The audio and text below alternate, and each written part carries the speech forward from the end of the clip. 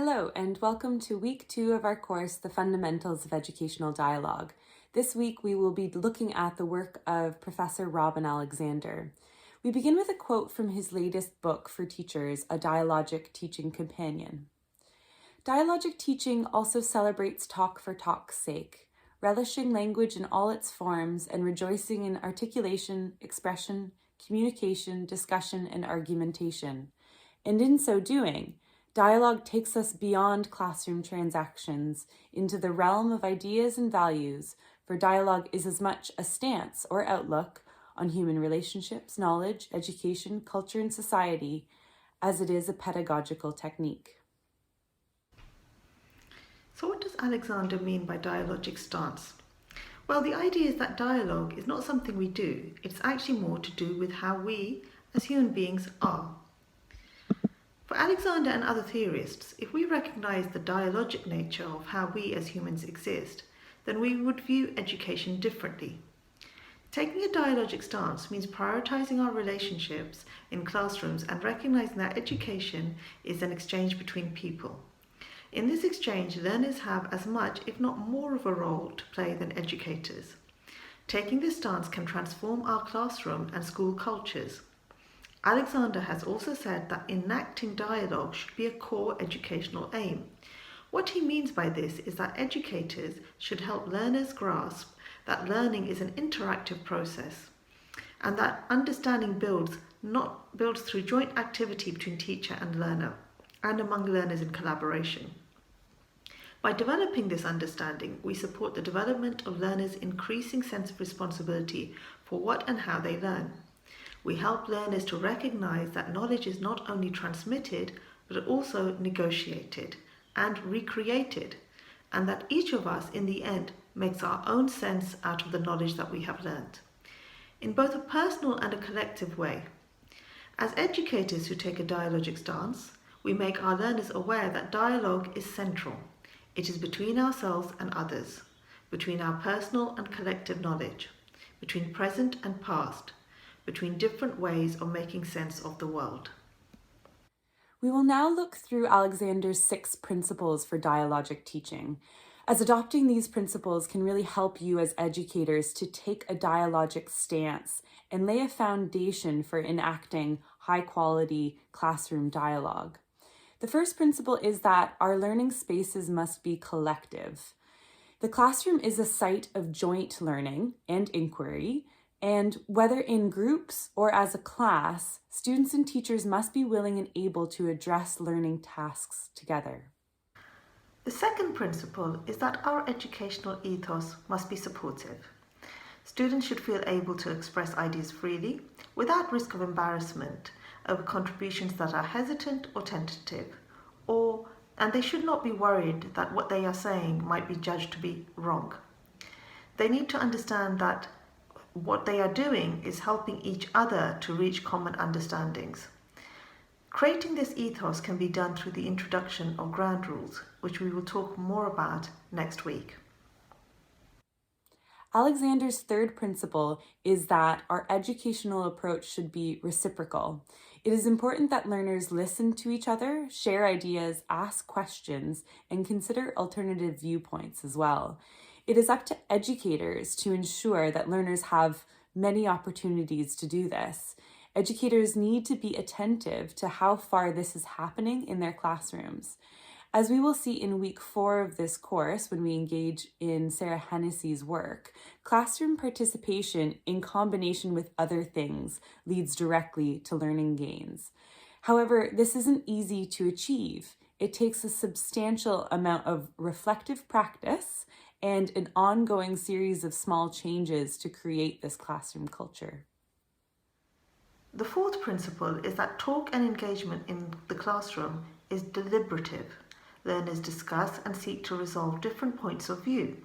They present and evaluate arguments, and they work towards reasoned positions and outcomes. Not only does engaging in this kind of talk develop learners' cognitive skills, Alexander argues that combined with the other principles, it supports the development of the critical skills that learners need in our post-truth world. Alexander's fifth principle is that dialogue must be cumulative. Participants in the dialogue, so the learners and the educators, build on their own and each other's contributions and chain them into coherent lines of thinking and understanding. Understanding that learning is ongoing and that there is always more to explore and find out about creates a growth mindset. Learners stop seeing learning as just memorizing information to pass tests and see it as a way to cumulatively understand more about the world. Finally, learning and the dialogue that generates it must be purposeful. Not only should educators and learners see the purpose of being in the classroom as learning about the world, but they should also understand that they need to learn about the world in a purposeful manner. Therefore, educators need to ensure that classroom dialogue, though sometimes open-ended and exploratory, is nevertheless structured with specific learning goals that support learner development over time. That's the last of Alexander's principles of dialogic teaching. You can use your reflective journal template for week 2 to help you reflect on how far your classroom practice adopts these principles and what you might do to improve your dialogic stance. In the next section, we will look at some of Robin Alexander's repertoires, which will help you to think about a range of actions that you can take to enact these principles.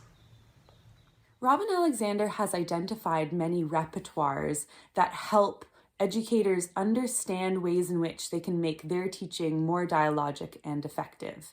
We will look at some of them in this course, but many more can be found in his latest book, A Dialogic Teaching Companion. The first thing to note is that Alexander is not saying that classrooms should always be a place where learners are talking. Rather, strong dialogic teaching requires a range of practices, which he calls repertoires. The first repertoire indicates that classrooms should have the full range of relationships and groupings that can be deployed for teaching. So that is whole class, group where it's teacher-led, group where it's student-led, individual where it's teacher and student, and individual where it's student to student or student pairs.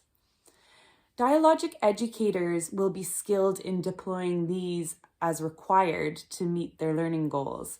Even students working on their own can be dialogic if they understand that they are in dialogue with the ideas that they are studying. So similar to what we had you reflect in week 1's materials in the reflective journal.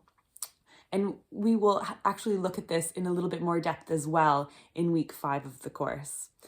I'll now pass it back to Farah, who will introduce another one of Alexander's repertoires.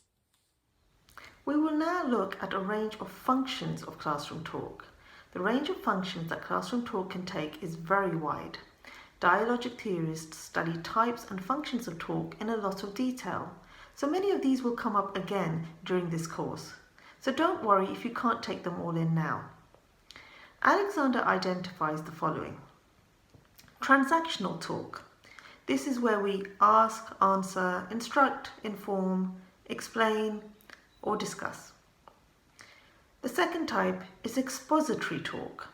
This is where we narrate, expound, and explain, where we might tell something, describe something, expound, or expand on something. The third is interrogatory talk, and this is where we ask questions of different kinds and in diverse contexts. We may bid, ask, inquire, or answer. Fourthly, you have exploratory talk, which we're going to talk a lot more about next week. But this is where we suggest, we venture, we speculate, we might soliloquize, we might hypothesize, we might probe, and we might clarify. Fifthly, we have deliberative talk, and this is where we reason, we ask, we argue, we question, we might hypothesize in a different kind of way. We challenge, we defend, we justify, we analyze, we synthesize, we persuade, and then we decide. Next, we're going to move on to a different type of talk, which is imaginative. And this is where we contemplate and articulate what might be. We might speculate, we might wonder, we might visualize, describe, envisage, create, or again, we might just soliloquize, for example in drama. That moves us on to expressive talk.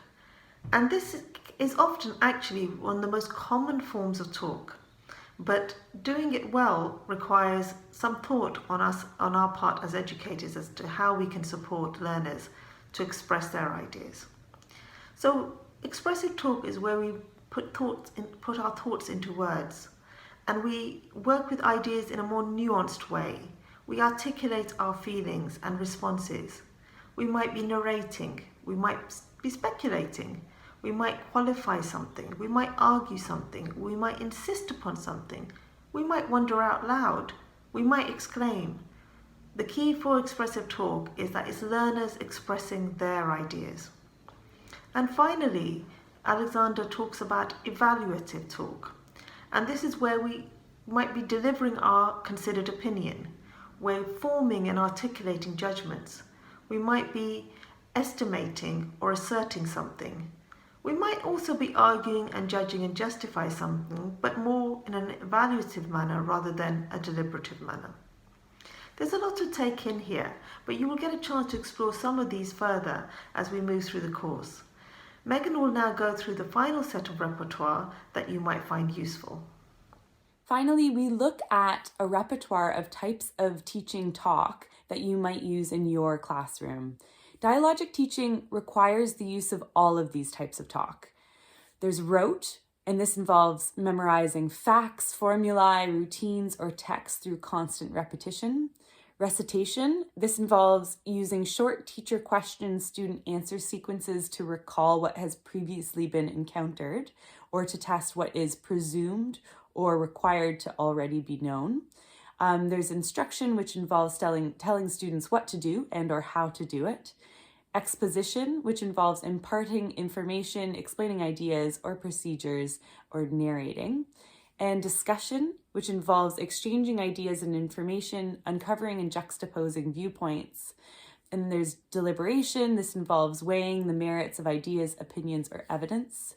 Argumentation, this involves making or testing a case by reference to reasons or evidence. And dialogue, this involves working towards common understanding through structured questioning, probed and elaborated responses, and an interactive dynamic that strives to be collective, reciprocal, and supportive, as well as cumulative, deliberative, and purposeful. What's really interesting here, and what I hope that you've recognized, is that all of these types of teaching talk work together to build dialogue. I'll now hand over to Farah to close this week's session. Thanks, Megan. That's all from us for this week. Once you have had a look at the core readings, please use your reflective journal template to make notes and write a 300-word reflection on your current practice. You will use this reflection to compile your final reflective report that you will need to submit for your certificate of completion. Don't forget to write one post about this week's video and on the edudialogue.org discussion forum, and to respond to one other student's post. We hope that through the dialogic engagement on the discussion forum, you will strengthen your learning. Finally, do also check out the further readings and resources to support your learning, and continue to explore the amazing resources on the edudialogue.org website. Next week, we're going to look at the work of Neil Mercer, and we look forward to seeing you then. Goodbye.